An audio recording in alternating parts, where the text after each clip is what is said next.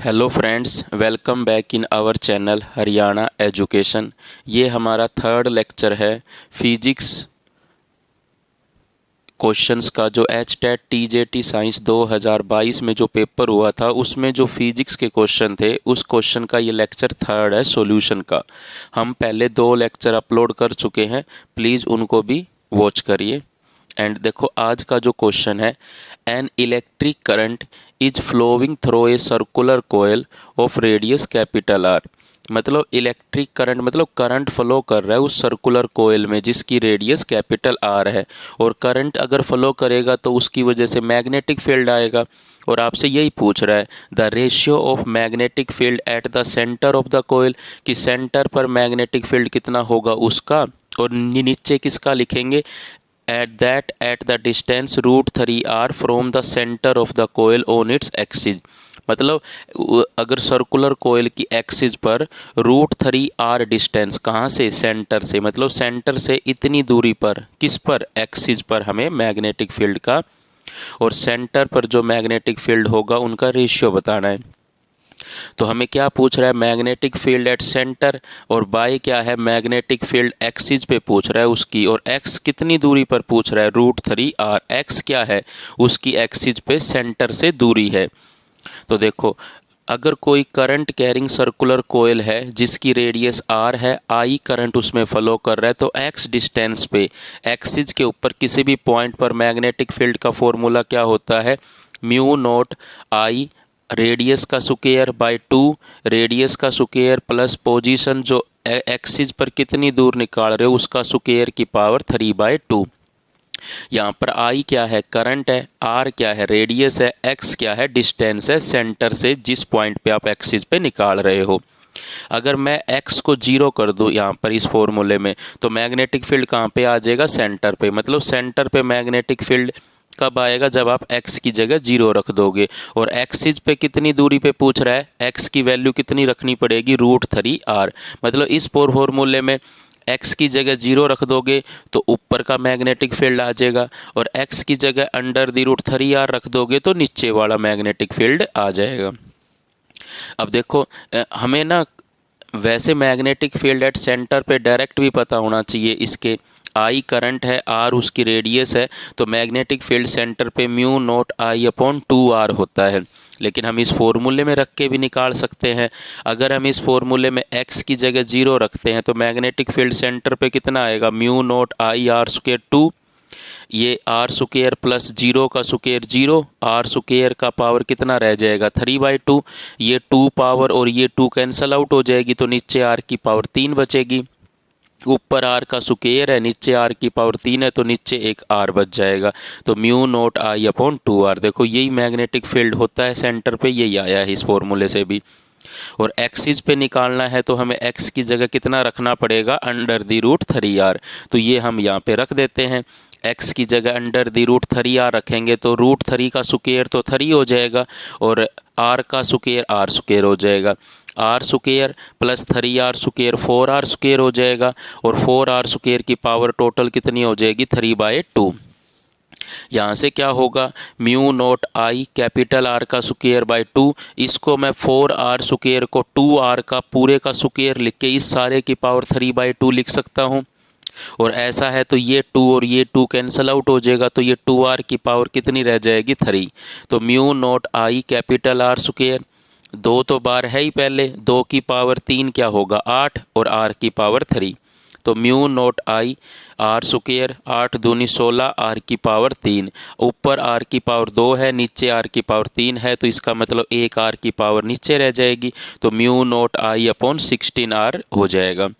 आपसे क्या पूछा गया था, magnetic field at centre by magnetic field eight axis पर। सेंटर पे क्या था, μ0I/2r, और एक्सिस पे क्या आया है, μ0I/16r। μ0I से μ0I कैंसल आउट हो जाएगा, 16r ऊपर जाएगा, 2r नीचे आएगा, r से r कैंसल आउट हो जाएगा, और 2 8 16, तो ऊपर रह जाएगा 8। तो इसका जो आंसर आएगा 8 आएगा। तो magnetic field at centre by magnetic field eight axis कितना आ गया, 8 के बराबर, तो 8/1 इसका एग्जैक्ट आंसर होगा। तो अगर हम अपने ऑप्शन के अकॉर्डिंग जाए तो सी ऑप्शन क्या होगा, इसका करेक्ट आंसर होगा। तो इस क्वेश्चन को करने के लिए आपको क्या पता होना चाहिए, मैग्नेटिक फील्ड एक्सिस पे पता होना चाहिए कितना होगा करंट कैरिंग सर्कुलर कॉइल की वजह से। अब देखो नेक्स्ट क्वेश्चन क्या है, in a tape recorder. Tape recorder तो आपने देखा होगा जिसमें सेल्स डलते हैं। While connecting 6 cell in a battery, मतलब एक बैटरी बनानी है और 6 सेल को जोड़ के बनानी है सीरीज में। मतलब आपको 6 सेल दिए हुए मिलेंगे, उन 6 के 6 सेल को सीरीज में जोड़ना है जिससे एक बैटरी बन जाए। बाय मिस्टेक कह रहा है एक सेल को आपने रिवर्स पोलैरिटी के साथ जोड़ दिया, जैसे प्लस माइनस प्लस माइनस। ये आपको जैसे 6 सेल दे रखे हैं, हर एक की ईएमएफ कितनी है, ई इंटरनल रेजिस्टेंस क्या है, आर। ई क्या है, ईएमएफ, और आर क्या है यहाँ पे, इंटरनल रेजिस्टेंस है। मतलब हर एक सेल की इंटरनल रेजिस्टेंस भी तो होगी ना, तो वो इंटरनल रेजिस्टेंस आर है, स्मॉल आर। और ई क्या है, ईएमएफ है। और हर एक सेल की देखो, एक टैप रिकॉर्डर है, आपको 6 सेल एक बैटरी में जोड़ने हैं इन सीरीज में। बाय मिस्टेक एक सेल को आपने रिवर्स पोलैरिटी से जोड़ दिया। If effective resistance of load, मतलब उस सेल से जो लोड लगा हुआ है, एक्सटर्नल रेजिस्टेंस जो लगा हुआ है उसकी रेजिस्टेंस 24 ओम है, और इंटरनल रेजिस्टेंस हर एक सेल की 1 ओम है, और ईएमएफ 1.5 वोल्ट है। तो ई की वैल्यू 1.5 वोल्ट हो जाएगी और स्मॉल आर की वैल्यू 1 ओम हो जाएगी। तो जो current delivered by the battery होगा वो कितना होगा, मतलब बैटरी जो है कितना करंट डिलीवर करेगी। यहाँ पे कैपिटल आर क्या है, लोड रेजिस्टेंस है, कितना है, 24 ओम। अब देखो ये 6 जो आपको सेल गिवन थे, 6 साल आपने जोड़ दिए सीरीज में, लेकिन 5 तो आपने सेम पोलैरिटी से जोड़े, plus minus plus minus plus minus plus minus plus minus. लेकिन एक सेल आपने अपोजिट पोलैरिटी से जोड़ा, रही रिवर्स पोलैरिटी का मतलब जैसे ये जुड़े हैं उसके अपोजिट कर दी इनकी पोलैरिटी, इसकी पोलैरिटी। तो अब हमें कह रहा है ये जो सेल है ये कितना करंट प्रोवाइड करेंगे, कितना करंट डिलीवर करेंगे ये सभी सेल्स मिलकर, ये बैटरी। हम क्या करेंगे, ये जो भी सेल है इनको हमें एक ई इक्विवेलेंट और आर इक्विवेलेंट बनाना पड़ेगा। हमें क्या करना पड़ेगा, ये जो 6 सेल है इनका ई इक्विवेलेंट कितना होगा, आर इक्विवेलेंट कितना होगा, और ये लोड रेजिस्टेंस आर है। अब देखो सीरीज में ई इक्विवेलेंट कैसे जुड़ता है, सीधा जुड़ता है, E1 प्लस E2 प्लस ई इक्विवेलेंट कैसे जुड़ता है, E1 plus E2 plus E3 and so on.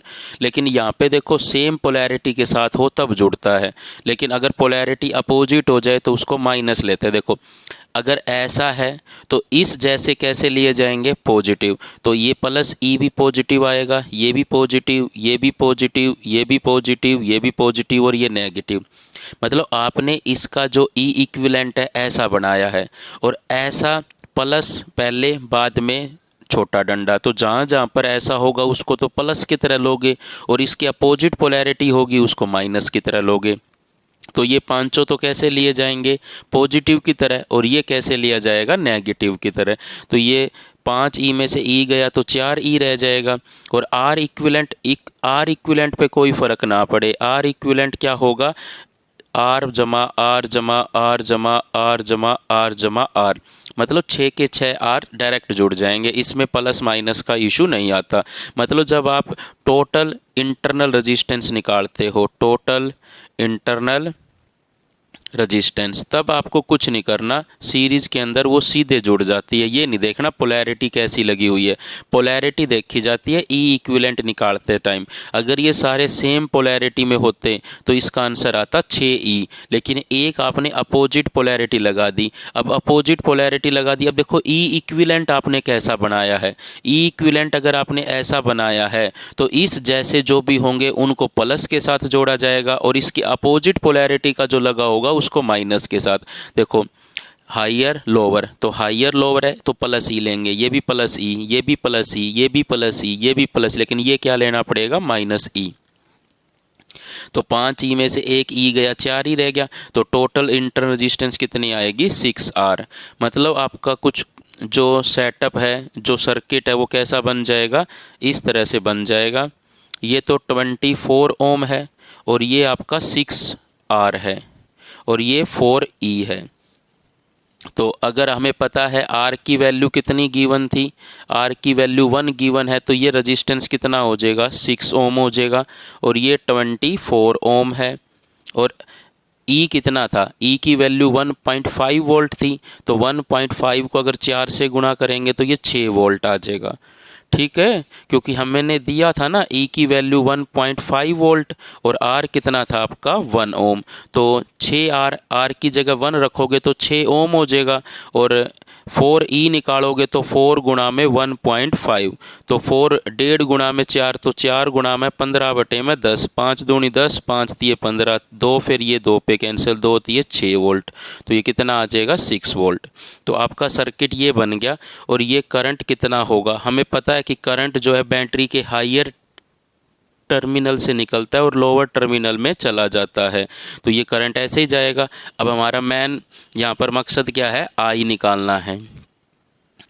अब देखो आई जो है वो कैसे निकलेगा, अगर हमें देखो ये 6 वोल्ट तो वोल्टेज दे रखी है और ये 6 ओम और 24 ओम तो सीरीज में है, तो ये सारा कितना बन जाएगा, 6 ओम और 24 ओम किस में है, सीरीज में है। तो सीरीज में है तो दोनों का जोड़ करोगे तो ये 30 ओम हो जाएगी टोटल इंटरनल रेजिस्टेंस।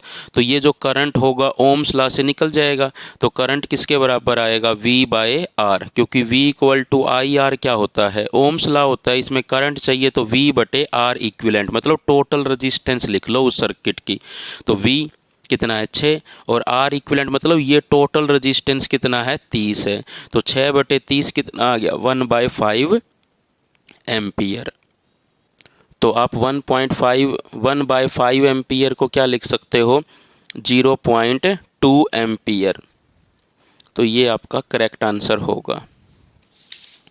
तो अगर हम ऑप्शन से जाएं तो इसका बी क्या होगा, आपका करेक्ट आंसर होगा 0.2 ampere.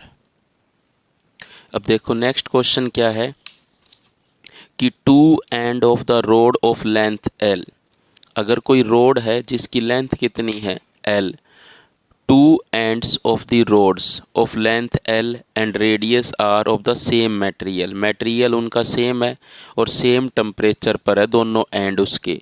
Which of the flowing rods conduct the maximum heat, मतलब कौन सी रोड इन चारों में से, रोड की लेंथ है, रोड की रेडियस है, इन चारों रोड में से कौन सी रोड मैक्सिमम हीट कंडक्ट करेगी, मतलब अपने में से ज़्यादा हीट का ट्रांसफ़र होने देगी। तो ये क्वेश्चन किसके ऊपर बेस्ड है, ये क्वेश्चन बेस्ड है थर्मल कंडक्टिविटी पर। एक कोई रोड है, इस रोड का इस पॉइंट और इस पॉइंट के बीच में, दोनों एंड के बीच में टेम्परेचर का डिफरेंस कितना है डेल्टा टी। एल इसकी क्या है लेंथ है, आर ए इसका क्या है एरिया ऑफ क्रॉस सेक्शन है, के क्या है उसकी थर्मल कंडक्टिविटी है, के क्या है उस मटेरियल की थर्मल कंडक्टिविटी है। अगर ऐसा है तो D delta Q by delta T ये होता है rate of transfer of heat, rate of transfer of heat कि वो कितना हीट ट्रांसफ़र करेगी। मान लो ये टेम्परेचर T1 है, ये टेम्परेचर T2 है और T1 T2 से ज़्यादा है, और डेल्टा T किसके बराबर आएगा T1 माइनस T2, ये क्या है टेम्परेचर डिफरेंस है दोनों का। और यहाँ का देखो ये टेम्परेचर डिफरेंस डेल्टा टी कह रहा है दोनों रोड का, ये देखो ये लिखा हुआ है कि two and of the rod are kept at same temperature, मतलब यहाँ पे जो T1 भी है और T2 पर है, ये दोनों के दोनों क्या है रिमेन्स कांस्टेंट है, दोनों के दोनों कांस्टेंट रहेंगे। इसका टेम्परेचर हमेशा T1 रहेगा, इसका टेम्परेचर हमेशा T2 रहेगा, मतलब डेल्टा T भी क्या रहेगा कांस्टेंट रहेगा टेम्परेचर डिफरेंस। और हाइयर टेम्परेचर ये है तो हीट इधर जाएगी, हीट का ट्रांसफ़र कहाँ होता है हाइयर टेम्परेचर से लोअर टेम्परेचर की तरफ होता है। तो rate of transfer of heat जो होती है वो किसके इक्वल आती है के ए डेल्टा टी बाय एल। के क्या होता है यहाँ पे थर्मल कंडक्टिविटी होता है, ए एरिया ऑफ क्रॉस सेक्शन होता है, यहाँ पर ए क्या है एरिया ऑफ क्रॉस सेक्शंस। देखो ये क्वेश्चंस आपका हीट जो फ्लो करती है जहाँ पर आपका थर्मल कंडक्टिविटी आती है। तो ये जो चीज़ है ये यहाँ से उठाया गया है। तो यहाँ से देखो rate of transfer of heat है, तो ये चीज़ मैक्सिमम कब आएगी, delta theta by delta T या delta Q by delta T. K तो कांस्टेंट है, डेल्टा टी भी कांस्टेंट है, एल और ए पे ही बात हो रही है। और एरिया कितना होगा, अगर उसकी रेडियस आर है तो पाई आर स्क्वायर होगा। तो ऐसा है, तो delta Q by delta T जो होगा वो डायरेक्टली प्रोपोर्शनल होगा पाई आर स्क्वायर बाय एल के, क्योंकि के भी कांस्टेंट, डेल्टा टी क्योंकि मटेरियल सेम है, delta T temperature difference same है, और एरिया की जगह पाई आर स्क्वायर रखती है। तो delta Q by delta T किसके डायरेक्टली प्रोपोर्शनल आएगा, आर स्क्वायर बाय एल। जिसका आर स्क्वायर बाय एल ज़्यादा होगा उसमें से ज़्यादा हीट कंडक्ट होगी। तो फर्स्ट केस देखो, फर्स्ट केस में निकालो R square by L. R का स्क्वायर कितना आ गया, 0.5 का स्क्वायर, 0.5 का स्क्वायर कितना हो जाएगा, 0.25 हो जाएगा, बाय एल कितना था, एल कितना था 25 सेंटीमीटर, और रेडियस कितनी थी 0.5 सेंटीमीटर। 0.5 का स्क्वायर तो 0.25 हो गया, और नीचे 25 आ गया, तो इसको हम 1/100 ही रह जाएगा। ठीक है, दूसरा केस देखो, ये तो 0.01 आ जाएगा। दूसरे केस में आर स्क्वायर बाय एल निकालेंगे तो 1 का स्क्वायर 1, और यहाँ पर 50 का स्क्वायर सॉरी नीचे तो 50 ही आएगा सिर्फ, तो 1/50, तो ये 0 पॉइंट कितना आ जाएगा, 0.2 आ जाएगा। 1/50 को आप डिवाइड तो कर लोगे। थर्ड क्या है, आर स्क्वायर बाय एल निकालना है। थर्ड में रेडियस थी 1.5 का स्क्वायर, बाय लेंथ कितनी है 75, 1.5 मतलब 15 का स्क्वायर 225 बाय 100 नीचे आएगा, तो 2.25/75। तो इसको आप 225/100 लिख सकते हैं, और गुणा में क्या है 75, 75 दिए कितने होते हैं 225 होते हैं, तो ये 3 पे कट जाएगा। 75 दिए कितने होते हैं 225, तो ये 3/100 आ जाएगा, तो ये 0.03 आ जाएगा। और फोर्थ केस में आर स्क्वायर बाय एल कितना आएगा, 2 का स्क्वायर बाय एल कितना है 100, 2 का स्क्वायर 4 है और 100 ये आ गया, तो ये कितना आ जाएगा 0.04। तो देखो आर स्क्वायर बाय एल कौन से का ज़्यादा है, फोर्थ ऑप्शन का ज़्यादा है। इसका मतलब हम कह सकते हैं कि हीट जो कंडक्ट होगी मैक्सिमम किस में होगी, जिसकी लेंथ कितनी होगी 100 सेंटीमीटर और रेडियस कितनी होगी 2 सेंटीमीटर। तो इसका आंसर कितना होगा, D is the correct answer. तो ये क्वेश्चन आपको समझने के लिए पहले आपको ये पता होना चाहिए कि ये किस तरह से ये फॉर्मूला अप्लाई किया जाता है। तो ये अगर टेम्परेचर T1 है, ये टेम्परेचर T2 है, दोनों एंड का टेम्परेचर कांस्टेंट लिया हुआ है, तो डेल्टा T भी कांस्टेंट रहेगा।